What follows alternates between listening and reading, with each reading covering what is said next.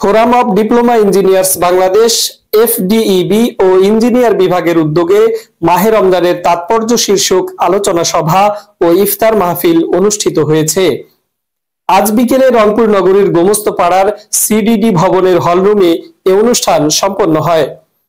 Engineering বিভাগ ও এফডিইবির secretary প্রকৌশলী মামুন মিয়ার সঞ্চালনায় ও এফডিইবির রংপুর মহানগর শাখার সভাপতি প্রকৌশলী আবু আনোয়ার হোসেনের সভাপতিত্বে অনুষ্ঠানে প্রধান অতিথি হিসেবে উপস্থিত ছিলেন এফডিইবির কেন্দ্রীয় ভারপ্রাপ্ত সভাপতি প্রকৌশলী আব্দুস সাত্তার শাহ।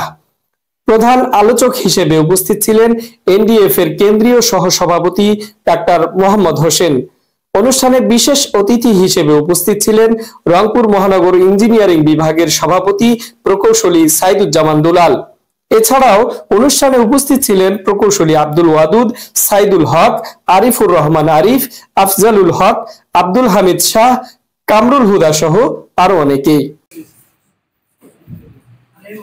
ওরা সূরা বাকারার এই 84 নম্বর পার হয়ে 85 নম্বর 150 সেখানে আবার বলেছেন রোজা সম্পর্কে দুটো কথা, কিন্তু কোরআনে দুটো শব্দ উল্লেখ করা আছে। একটা হলো সিয়াম, যেটা বললাম 183 নম্বর আয়াত, আর একটা হলো রমাদান, সেটা 185 নম্বর আয়াত। কি বলেছে? শাহরু রমাদান আল্লাযী উনজিলা ফীহিল কুরআন হুদাল লিন-নাস ওয়া বায়্যিনাতিন মিনাল হুদা ওয়াল ফুরকান। এই মাসে রমজানের কোরআন নাজিল করা হয়েছে, এই জন্য এটা শ্রেষ্ঠ। এবং বলা হচ্ছে যে এটা সুপথে মানুষের জন্য হেদায়েত। এটা বলা হয়নি only for the Muslims but all of the human being, সবার জন্য বলেছে এটা হেদায়েত এবং সুপথের উজ্জ্বল নিদর্শন। সুপথের উজ্জ্বল নিদর্শন এবং সত্য মিথ্যার সুস্পষ্ট পার্থক্যকারী হলো কোরআন। এই কোরআনের যে এই যে কোরআনের কারণেই তো ওই যে হাজার মাসের যে শ্রেষ্ঠ একটা রাতও দিয়ে দিয়েছে, পরীক্ষা তো আছেই। তারপরে এই যে কোরআনের কারণে শ্রেষ্ঠ হলো, এখানে যে শব্দটা উল্লেখ করা হয়েছে শব্দের নাম হলো রমজ। রমজের মূল শব্দ হলো রমাদান, রমাদানের মূল শব্দ হলো রমজ। রমজ মানে জ্বালিয়ে দেওয়া, পুড়িয়ে দেওয়া। এইবার বলেন আপনি কি জ্বালাবেন পোড়াবেন? শেখ হাসিনার গদি জ্বালানো পোড়ানো তো শেষ হয়ে গেছে, এখন কি জ্বালাবেন পোড়াবেন? এখন আপনাদেরকে নিজেদের ভেতরের যত নেগেটিভিটি আছে, যত নেতিবাচক বিষয় আছে, যত অহংকার আছে, আমিত্ব আছে, এগুলোকে জ্বালিয়ে পুড়ে দিতে হবে। থাকি নামাজ এবং রোজা, এই দুটো মৌলিক ইবাদত, মূলত ট্রেনিং, দুটো ট্রেনিং কিন্তু মূল কাজ না। আপনারা সরকারি চাকরি করে অনেকে আমার সামনে আছেন, রিটায়ারমেন্টে গেছেন, আর অনেকে আছেন উদীয়মান ছাত্র, এখন কেউ কর্মরত আছি। আমরা কর্মক্ষেত্রে ট্রেনিং বহু দিয়েছি অনেকেই।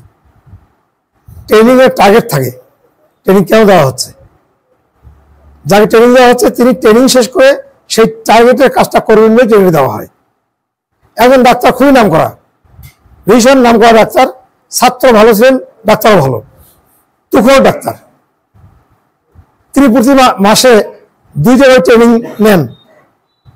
এদিকে এমবিবিএস এর পর এফসিবিএস, এমডি সবগুলো করেছেন। তারপর উনি প্রত্যেক মাসে 2 জায়গায় ট্রেনিং নেন, নাম করা ডাক্তার। কিন্তু উনি কোনো রোগী দেখেন না, রোগীর সেবাও দেন না, ট্রিটমেন্টও করেন না। তার ওই ট্রেনিং কোনো মূল্য আছে?